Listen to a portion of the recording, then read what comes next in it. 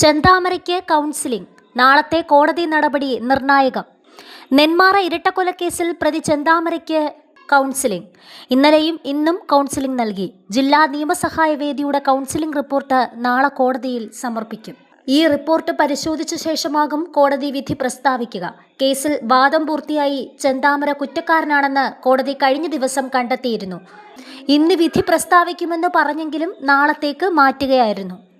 എന്നാൽ ശിക്ഷാവിധി നാളെ പ്രഖ്യാപിക്കാൻ സാധ്യത കുറവാണെന്നാണ് പ്രോസിക്യൂഷൻ MJ വിജയകുമാർ ഇന്ന് മാധ്യമങ്ങളോട് പറഞ്ഞത്. മിറ്റിഗേഷൻ റിപ്പോർട്ട് ലഭിച്ച ശേഷം കോടതിയിൽ വാദം തുടർന്നേക്കും.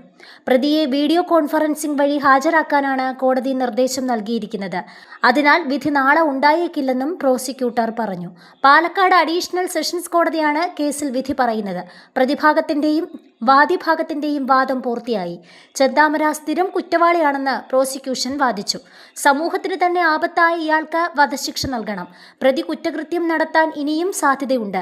ഗാന്ധിജിയല്ല താനെന്ന മനോഭാവം തന്നെ അതിന് ഉദാഹരണമാണെന്നും പ്രോസിക്യൂഷൻ വാദിച്ചു.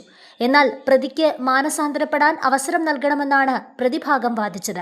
മുൻകാല സ്വഭാവം പരിഗണിക്കരുതെന്നും സാഹചര്യ തെളിവില്ലാതെ പ്രത്യക്ഷ തെളിവില്ലെന്നും പ്രതിഭാഗം വാദത്തിൽ ചൂണ്ടിക്കാട്ടിയിരുന്നു. തന്നെ തൂക്കിക്കൊന്നോളൂ എന്നാണ് കോടതിയോട് ചെന്താമര കഴിഞ്ഞ ദിവസം പറഞ്ഞത്. വധശിക്ഷ വരെ കിട്ടാവുന്ന കുറ്റമെന്ന് ചെന്താമരയോട് സൂചിപ്പിച്ച കോടതിയോട് തന്നെ വേണമെങ്കിൽ തൂക്കിക്കൊന്നോളൂ എന്നായിരുന്നു അയാളുടെ വെല്ലുവിളി.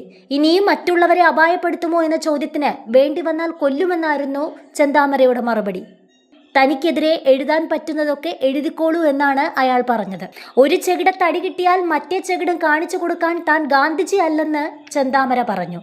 എൻ്റെ അവസ്ഥ നിങ്ങൾക്ക് വരണം, അപ്പോൾ മനസ്സിലാകും. എനിക്ക് തടസ്സം നിൽക്കുന്നവരോടൊക്കെ ഇതായിരിക്കും രീതിയെന്നും ഭീതിപ്പെടുത്തുന്ന തരത്തിലായിരുന്നു പ്രതിയുടെ വെല്ലുവിളി.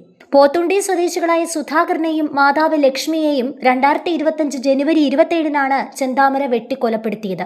കേസിന്റെ വിചാരണ 2026 ഫെബ്രുവരി 23 ആരംഭിച്ചു. ആകെ 81 സാക്ഷികളിൽ 46 പേരുടെ മൊഴികളാണ് കോടതിയിൽ വായിച്ചു കേൾപ്പിച്ചത്. പ്രതി എല്ലാ ആരോപണങ്ങളും നിഷേധിച്ചിരുന്നെങ്കിലും അന്തിമവാദങ്ങൾ പൂർത്തിയാക്കിയതിന് പിന്നാലെയാണ് കോടതി കഴിഞ്ഞ ദിവസം കുറ്റക്കാരനെന്ന് കണ്ടെത്തിയത്. കൊലപാതകത്തിനു ശേഷം സമീപത്തെ മലയിലേക്ക് രക്ഷപ്പെട്ട ചെന്താമരയെ തണ്ടർ ബോൾട്ടും പോലീസും ചേർന്ന് നടത്തിയ വ്യാപക തെരച്ചിലിനൊടുവിലാണ് 2025 ജനുവരി 29 രാത്രി പിടികൂടിയത്. 2025 ഒക്ടോബർ 18 സജിത വധക്കേസിലും ചെന്താമരയെ കുറ്റക്കാരനാക്കി പാലക്കാട് അഡീഷണൽ ജില്ലാ സെഷൻസ് കോടതി ഇരട്ട ജീവപര്യന്തം തടവും പിഴയും ശിക്ഷയായി വിധിച്ചിരുന്നു.